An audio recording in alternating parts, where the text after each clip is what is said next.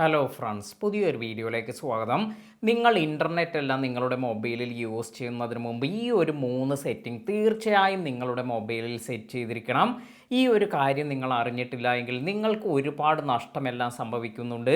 അതിനാൽ തന്നെ ഏതൊരാളും നിങ്ങൾ ഇൻ്റർനെറ്റ് എല്ലാം യൂസ് ചെയ്യുന്നവർ ഈ സെറ്റിംഗ് വളരെ നിർബന്ധമായി നിങ്ങളുടെ മൊബൈലിൽ സെറ്റ് ചെയ്യുക. അപ്പോൾ ഇത് എക്സ്പ്ലെയിൻ ചെയ്യുന്നതിന് വേണ്ടി ആദ്യം തന്നെ ഞാനിവിടെ ക്രോം ബ്രൗസർ ഓപ്പൺ ചെയ്യുന്നുണ്ട്. ഇത്തരത്തിൽ ഈ ഒരു ക്രോം ബ്രൗസർ ഓപ്പൺ ചെയ്തതിന് ശേഷം ഇവിടെ മുകളിൽ ഈ ഒരു 3 ഡോട്ട് എല്ലാം വന്നിരിക്കുന്നത് കാണാം. ഇതിൽ ടാപ്പ് ചെയ്യുക. ഇനി നമുക്ക് ഇവിടെ താഴേക്ക് സ്ക്രോൾ ചെയ്ത് വരുമ്പോഴാണ് ഇവിടെ നമുക്ക് സെറ്റിംഗ് എന്നൊരു ഓപ്ഷൻ ലഭിക്കുന്നത്. ഇതിൽ ടാപ്പ് ചെയ്യുക. അതിനുശേഷം ഇവിടെ നിങ്ങൾക്ക് പ്രൈവസി ആൻഡ് സെക്യൂരിറ്റി എന്നൊരു ഓപ്ഷൻ വന്നിരിക്കുന്നത് കാണാം. ഇതിൽ ടാപ്പ് ചെയ്യുക.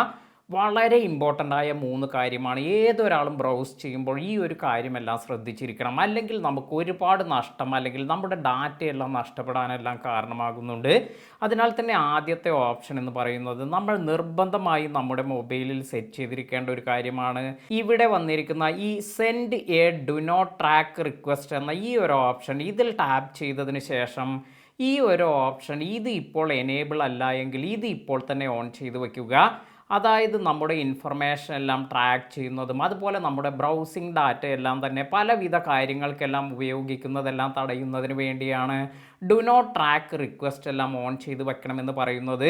അതിനാൽ തന്നെ നല്ല രീതിയിൽ സേഫായി നിങ്ങൾക്ക് ബ്രൗസ് ചെയ്യാനെല്ലാം ഈ ഒരു ഓപ്ഷൻ എനേബിൾ ചെയ്യുക വഴി സാധിക്കും.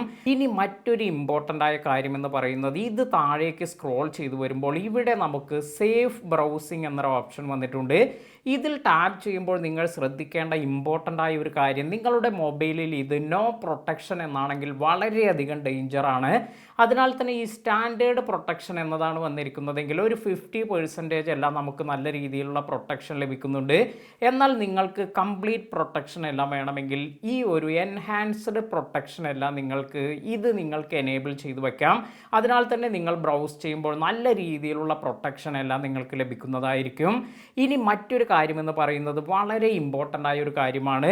ഇവിടെ നിങ്ങൾക്ക് താഴേക്ക് വരുമ്പോൾ യൂസ് സെക്യൂർ DNS എന്ന് വന്നിട്ടുണ്ട്. ഇതിൽ ടാപ്പ് ചെയ്യുക. ഇവിടെ ഇപ്പോൾ സെലക്ട് ചെയ്തിരിക്കുന്നത് use your current service provider എന്നതാണ്.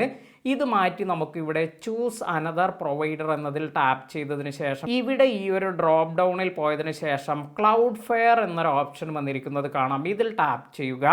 ഇത്തരത്തിൽ ഈ ഒരു ക്ലൗഡ് ഫെയറിൽ പോവുകയാണെങ്കിൽ എന്താണ് നമുക്ക് ഈ പ്രൈവസി പോളിസിയിൽ പറഞ്ഞിരിക്കുന്നത് എന്ന് നോക്കാം.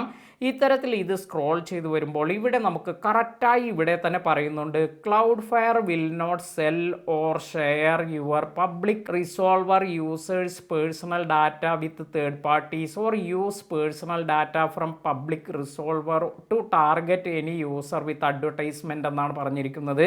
അപ്പോൾ നമ്മുടെ പേഴ്സണൽ ഡാറ്റ ഒന്നും തന്നെ ഇതൊന്നും അഡ്വർടൈസേഴ്സിന് സെൽ ചെയ്യില്ല എന്നാണ് ഇവിടെ കൊടുത്തിരിക്കുന്നത്.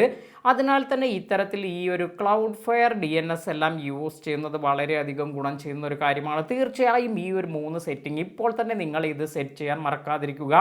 ഈ ഒരു ഇൻഫർമേഷൻ ഒന്നും അറിയാതെ ഒരുപാട് പേർ മൊബൈലെല്ലാം യൂസ് ചെയ്യുന്നുണ്ട്. അവർക്ക് വേണ്ടി ഈ ഒരു ഇൻഫർമേഷൻ ഷെയർ ചെയ്യാൻ മറക്കാതിരിക്കുക. പുതിയ അറിവുകളുമായി മറ്റൊരു വീഡിയോയിൽ കാണാം. താങ്ക്